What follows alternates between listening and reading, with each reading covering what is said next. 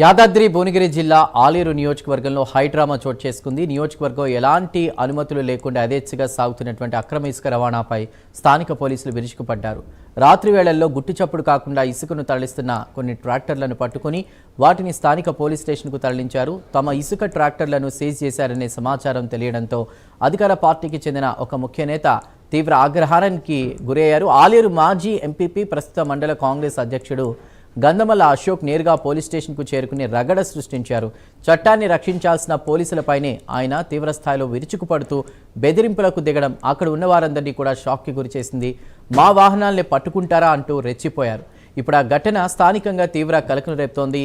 ఈ ఘటనకు సంబంధించిన వీడియోలు ప్రస్తుతం సోషల్ మీడియాలో వైరల్ అవ్వడంతో సదరు అధికార పార్టీ నేతపై కఠిన చర్యలు తీసుకోవాలని స్థానికులు, ప్రతిపక్షాలు డిమాండ్ చేస్తున్నాయి.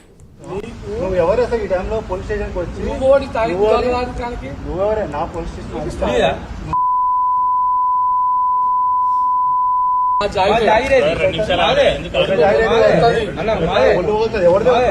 ఎవరు ఎక్కువ మాట్లాడితే వాళ్ళ బాగుంటుంది. సరే సరే మంచిది, నువ్వు రేపు ఫోన్ ఇది తెప్పిస్తా ఫోన్. సరే మంచిది, నువ్వు అట్లా వస్తాను నేను అట్లనే వస్తాను.